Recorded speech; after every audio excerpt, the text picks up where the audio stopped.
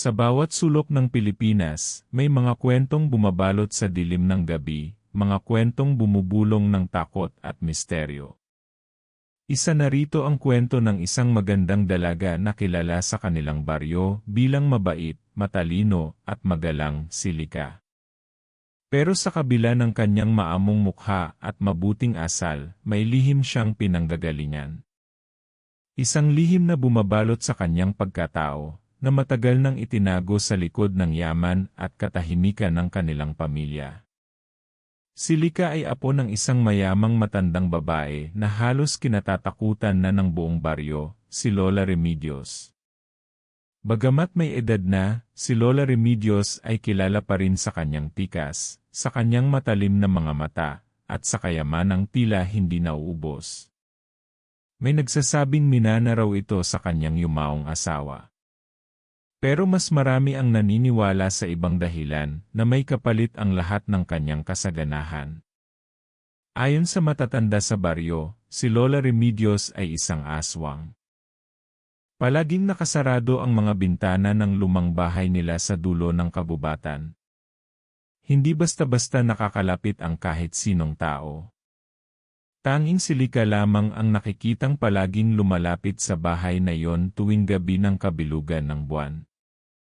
Sinasabing nag-aalaga lamang siya sa matanda, pero may mga usap-usapan na sa mga gabi ng katahimikan, may mga hayop na nawawala, may mga buntis na bigla na lang nagkakasakit, at may mga ingay na tila hindi mula sa tao ang maririnig sa paligid ng lumang bahay. Pero si Lika, tila walang kaalam-alam sa mga paratang. Tahimik siya at palaging magalang sa mga tao. Hindi siya nagkakalat ng tsismis, hindi siya nakikialam sa buhay ng iba. Para sa lahat, siya ang ehemplo ng kabutihan.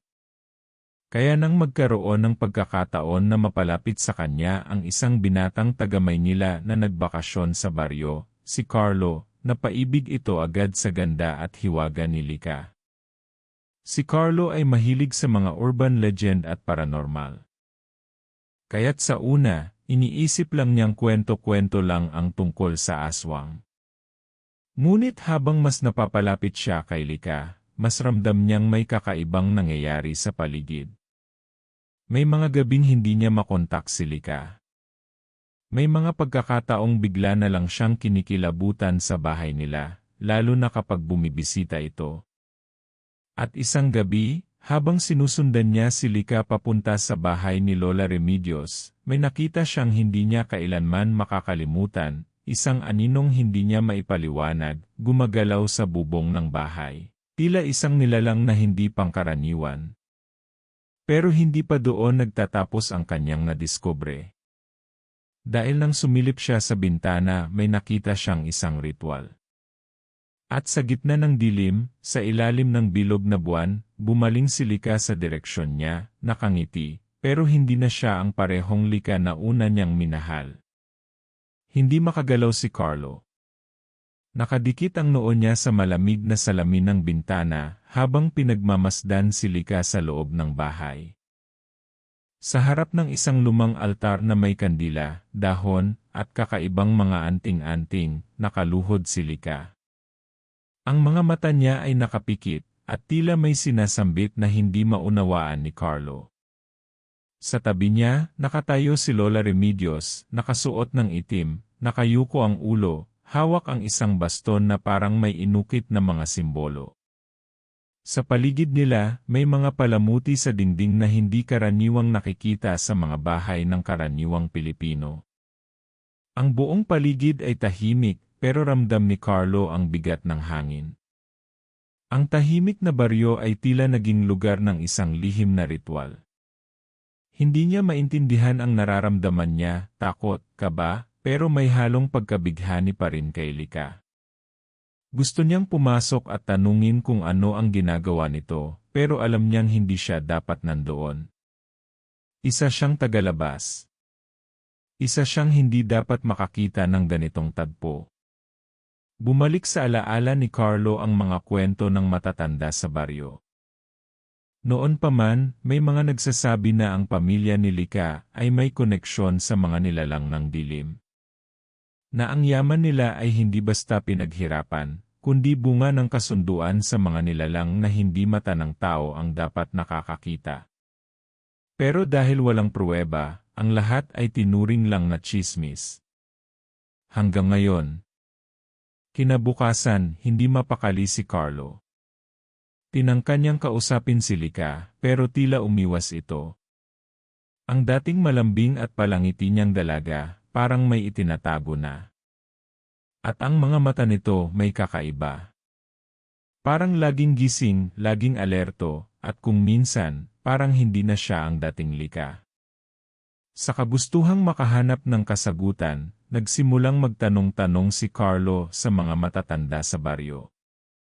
Isa sa kanila, si Mang Sebio, ang matagal ng tahimik, pero isang gabi, kinausap siya ng palihim. Hindi mo na dapat pinakialaman yan, ani Mang Sebio. Hindi mo alam kung gaano kalalim ang ugat ng pamilya ni Lika sa lugar na to. Hindi lang basta aswang si Lola Remedios at si Lika, baka hindi mo na kayang iligtas sa sarili niyang dugo. Habang tumatagal, mas lumalalim ang misteryo. At sa bawat hakbang na ginagawa ni Carlo palapit sa katotohanan, mas lalo siyang nilulunod ng takot at pagkalito. Ano ba talaga si Lika? At may pag-asa pa bang mailigtas siya o matagal na siyang nawala sa dilim? Mula nang makita ni Carlo ang ritual, hindi na siya mapakali. Sa bawat sulyap niya kay Lika, hinahanap niya ang dating kinang sa mga mata nito, yung ngiti, yung kilig kapag magkasama sila. Pero ngayon, parang may pader na nakaharang sa pagitan nila. Si Lika ay tila isa ng palaisipan, isang magandang tanong na ang sagot ay nakatago sa ilalim ng takot. Habang patuloy ang mga gabi ng kababalaghan, mga hayop na nawawala, mga buntis na biglang nagkakasakit, mga batang sinasabing ginugulo ng multo, mas lumalakas ang bulungan sa baryo. Hindi na lang ito tsismis. May takot na sa mga mata ng mga tao. Isang ina ang halos hindi na lumalabas ng bahay matapos mawala ng sanggol sa gitna ng gabi. At isa sa mga huling taong nakita sa paligid ng bahay nila. Si Lika. Hindi makapaniwala si Carlo. Gusto niyang isipin na hindi totoo, na lahat ng ito ay bahagi lang ng takot ng mga tao sa mga lumang kwento. Pero paano kung totoo nga? Paano kung may bahagi kay Lika na hindi niya talaga kilala? Habang nag-imbestiga, nakilala niya si Aling Rosa, dating katulong ni Lola Remedios noong bata pa si Lika. Matagal na siyang hindi lumalabas, pero nang mabalitaan niyang may nagtatanong-tanong tungkol sa pamilya ng matanda, siya na mismo ang lumapit kay Carlo. Ang akala ng lahat, si Lika ay inosente. Pero matagal nang may inilalapit sa kanya ang kadiliman, bulong ni Aling Rosa. Bata pa lang siya, sinasanay na siya ni Remedios. Hindi lang basta apo si Lika. Siya ang tagapagmana. Ayon kay Aling Rosa, matagal nang bahagi ng kasunduan ng pamilya ni Lola Remedios ang alay, hindi lang pera o gamit, kundi kaluluwa. Kada ikatlong kabilugan ng buwan, may alay na ginagawa para mapanatili ang kanilang yaman at kapangyarihan. At si Lika, bilang tagapagmana, kailangang magpatuloy sa tradisyon. Ngunit ang hindi alam ni Carlo, hindi ito basta-bastang pagsunod lang. May labanan sa loob ni Lika, isang parte sa kanya ang pilit lumalaban, pero ang kadilimang nasa dugo niya ay malakas, matagal ng gising. Habang patuloy ang gabi, mas lumalakas ang boses ng mga nilalang sa paligid. Sa panaginip ni Carlo, may mga matang nakamasid, mga boses na pabulong na tinatawag siya. Isang beses, nagising siyang may kalmot sa braso, tuyong dugo, hindi niya alam kung saan galing. At sa pagdilat niya, nakita niyang may iniwang kwintas sa may paanan ng kanyang kama. Isang kwintas na nakita niya minsan na suot ni Lika, may palawit na itim, parang mata ng pusa, malamig kapag hinawakan. Hindi niya alam kung babala ito o paalala ng koneksyon nilang dalawa. At habang lumalalim ang gabi, mas lumalapit ang sagot. Pero handa ba siyang malaman ang buong katotohanan? O mas mabuting manatili siyang bulag sa dilim? Muling bumalik si Carlo sa bahay ni Lola Remedios, ngayong gabi, hindi na para manmanan si Lika kundi para harapin ang katotohanan. Bitbit niya ang kwintas na naiwan sa kama, at sa dibdib niya, tila may bumibigat sa bawat hakbang.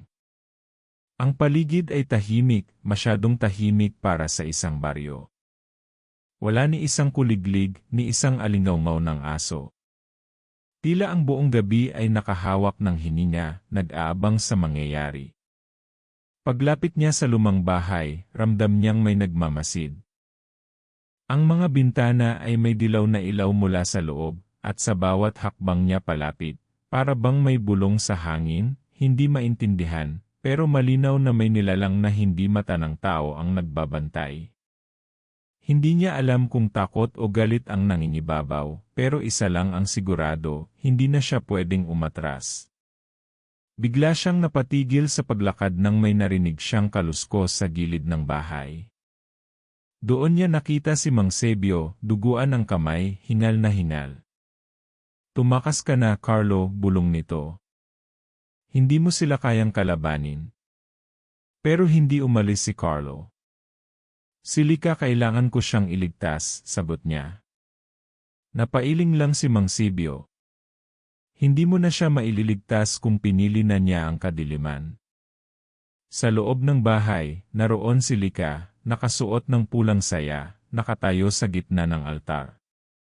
Ang paligid ay may mga lumang simbolo sa sahig na tila isinulat gamit ang dugo. Sa harap niya, si Lola Remedios, mahina na ang katawan pero ang presensya ay mabigat, nakakatindig balahibo. Nagsisimula na ang ritual, naroon ang isang bagong sanggol sa isang duyan, at sa gilid ng altar ay may itim na mangkok na may usok na umaakyat. Dahan-dahang lumapit si Carlo, pinipigilan ang sariling manginig. Nang makita siya ni Lika, kumurap ito, parang sandaling bumalik sa dati ang kanyang mga mata. May pumatak na luha mula sa kanyang pisngi. Pero hindi ito nagsalita. Hinawakan niya lang ang kwintas sa lig niya, na katulad ng hawak ni Carlo. Biglang bumigat ang hangin, lumiwanag ang buwan, at ang mga anino sa paligid ay nagsimulang gumalaw. Tumigil si Lola Remedios, tumingin kay Carlo, at mumiti, isang ngiting hindi mo makikitang galing sa tao. Dumating ka na pala, Anya. Sakto ang oras, ikaw ang huling kailangan. Hindi agad nakaimik si Carlo. Nanlaki ang mga mata niya sa sinabi ni Lola Remedios. Ikaw ang huling kailangan. Parang may nagyelong hangin na dumaan sa batok niya. Hindi niya maintindihan. Ano ang ibig sabihin nito? Bakit siya? Unti-unting lumapit si Lika, hawak pa rin ang kwintas sa dibdib niya. Nakatitig siya kay Carlo, hindi na ito ang dating titig na may pagmamahal. Ito ay titig ng pagkalito, ng pakikipaglaban, ng sakit. Hindi mo ba talaga naaalala? Tanong ni Lola Remedios, habang marahan niyang inaapakan ang bilog na may mga nakaukit na simbolo. Hindi mo ba natatandaan kung sino ka, Carlo? Napakagatlabi si Lika, parang may pilit siyang gustong sabihin pero pinipigilan. Hindi siya basta outsider, bulong ni Lola Remedios. Matagal ka nang konektado sa amin. Ikaw ang anak ng dating tagapangalaga ng sagradong dugo. Parang bumaliktad ang mundo ni Carlo. Anak daw siya ng sino? Kailan pa siya naging bahagi ng kwentong ito?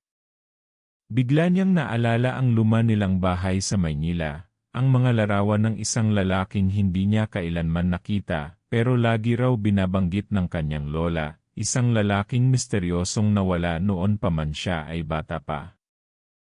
Ang ama mo dating kasapi ng sumpang dugo. Tumakas siya, pero hindi mo matatakasan ang dugo na dumadaloy sa iyo, Carlo, dagdag ni Lola Remedios. Kaya kita pinapunta rito.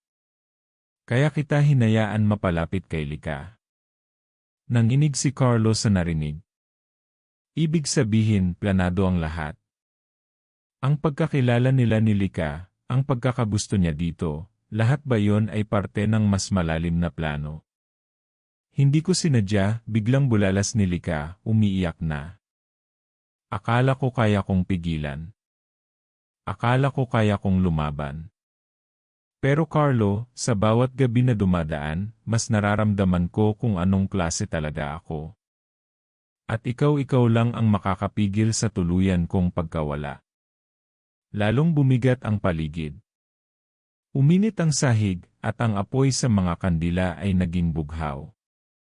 Sa labas, biglang humaluyhoy ang hangin, parang may umiiyak na boses sa kawalan. Lumapit si Lola Remedios sa altar, at binuhos ang laman ng itim na mangkok sa sahig. Isang pulang likido ang kumalat, at biglang lumiwanag ang buong bilog. Kailangan na nating simulan. Kung hindi, tuluyan nang mawawala si Lika sa katauhan ng tao. At ikaw, Carlo, ikaw ang huling sangkap. Isang pader ng apoy ang pumagitna sa kanila. Ang kwintas na hawak ni Carlo ay nagningning ng kakaibang liwanag. Sa loob ng bilog, unti-unting nagbabago ang anyo ni Lika. Ang kanyang mga mata ay kumikislap, ang balat ay tila nagiging abo, at ang kanyang tinig ay sabay sa boses ng kung anong nilalang na nasa ilalim ng lupa. Si Carlo lang ang nakatayo sa pagitan ng liwanag at dilim, ng pag-ibig at sumpa. Pero ang tanong, alin sa dalawa ang totoo? Nag-aalab na ang paligid. Ang apoy sa paligid ng altar ay pumapalibot na kay Carlo, at si Lika ay nakaluhod sa gitna, humihiyaw, habang unti-unti nang nawawala ang kanyang anyo bilang tao. Ang mata niya ay nagiging mapula, ang mga kuko'y humahaba, at ang boses niya ay nagiging dalawang tunog, isa kay Lika, at isa sa kung anong nilalang na sinusubukang sumanib sa kanya. Carlo, kung mahal mo ako tapusin mo na, iyak ni Lika. Huwag mong hayaan na makuha nila ako. Dumagundong ang sahig, at si Lola Remedios ay nag-angat ng kamay, hawak ang lumang baston na may ukit. Wala ka nang magagawa, Carlo. Tadhana na ito. Ang dugo mo, ang puso niya, yan ang susi para sa bagong henerasyon ng kadiliman. Pero bago pa niya maibaba ang baston, inihagis ni Carlo ang kwintas sa gitna ng bilog. Isang malakas na liwanag ang sumabog mula rito. Napaatras si Lola Remedios, napasigaw, at tila nadarang sa liwanag. Sa gitna ng apoy, si Lika ay nakahawak na rin sa kwintas, at sa pagkakahawak nila, unti-unting naglaho ang apoy sa paligid. Muling nagbalik ang anyo ni Lika. Ang kanyang balat ay muling naging normal, ang mga mata ay bumalik sa dati, at ang paligid ay unti-unting nanahimik. Nahulog sa lupa ang baston ni Lola Remedios. Hinihingal si Carlo, duguan ang palad sa init ng kwintas, pero buo pa rin ang kanyang titig kay Lika. Tumakbo si Lika papunta sa kanya at niyakap siya ng mahigpit. Akala ko mawawala na ako, bulong niya. Hindi mo ako iniwan. Hindi kita iiwan, kahit gaano pa kadilim ang pinanggalingan mo, sagot ni Carlo. Habang lumuluha sila, biglang gumalaw ang katawan ni Lola Remedios. Akala nilang tapos na, pero may huling galaw pa pala ang matanda. Sa huling lakas, sinubukan nitong abutin ang baston, ngunit bago pa niya mahawakan ito, isang itim na anino ang sumulpot mula sa sahig at hinatak siya pababa. Napatitig si Lika sa sahig kung saan nawala ang matanda. Hindi na yun si Lola, sabi niya. Ang laman niya matagal nang hindi siya. Sa pag-alis nila sa lumang bahay, akala ni Carlo'y tapos na ang lahat. Pero sa may paanan ng altar, may naiwan isang kwintas. Katulad ng kay Lika at Carlo pero ito, kulay pula. At sa malayo, may batang babae na nakatayo sa dilim, nakatingin sa kanila. Nakangiti. Pagkalipas ng ilang araw, unti-unti nang bumalik ang katahimikan sa baryo. Wala nang nawawalang hayop, wala nang sigaw sa gabi, at ang bahay ni Lola Remedios ay tuluyan ng nilamon ng damo at katahimikan. Ang mga tao, bagamat takot pa rin, ay nagpasalamat na tila natapos na ang sumpa. Si Carlo at Lika, kahit parehong pagod at puno ng tanong, ay nagpasya munang lumayo sa baryo. Kailangan nilang maghilom, hindi lang ng sugat sa katawan, kundi pati sa puso at isip. Habang nasa biyahe paalis, napagdesisyonan nilang ibalikan ang kwintas sa simbahan ng kanilang ama. Sa lumang kahon sa altar, inilagay nila ang mga kwintas, kay Lika, kay Carlo, at ang huli, ang pulang kwintas na naiwan sa altar. Baka ito ang susi para tuluyang matapos ang siklo, bulong ni Carlo, habang isinara ang kahon. Sa totoo lang, Carlo, sabi ni Lika habang nakatingin sa malayo, hindi ko alam kung totoo bang ligtas na tayo. Pero ang alam ko, sa bawat desisyon natin, may kapalit. Hindi tayo pinanganak na masama pero may mga bagay na namamana, at may mga bagay na pinipili. Tumango si Carlo. At pinili mo ang tama. Mula noon, pinili nilang manirahan sa lugar na walang may alam sa nakaraan nila. Si Lika ay nagtrabaho bilang guro, at si Carlo naman ay tumulong sa komunidad sa mga proyekto para sa kabataan. Gusto nilang baguhin ang landas na dati itinutulak sa kanila ng kadiliman. Gusto nilang patunayan na kahit gaano pa kasama ang pinagdaanan, laging may liwanag sa dulo. Pero minsan, sa kalagitnaan ng gabi, nagigising pa rin si Carlo sa isang pamilyar na pakiramdam. Parang may matang nakamasid. Isang malamig na hangin ang dumaraan sa likod ng batok niya.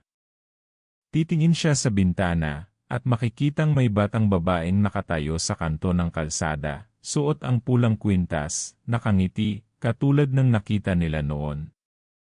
Hindi na niya hinahabol. Hindi na siya natatakot. Alam niyang may mga bagay na di na kailanman mawawala, pero alam din niya na ang tunay na laban ay nasa puso, at sa puso nila ni Lika, pinili nilang maging tao. At iyon ang kwento ng magandang apo ng mayamang aswang. Isang kwentong nagpapaalala sa atin na minsan, ang tunay na laban ay hindi lang laban sa halimaw kundi laban sa kung sino ang pinipili nating maging.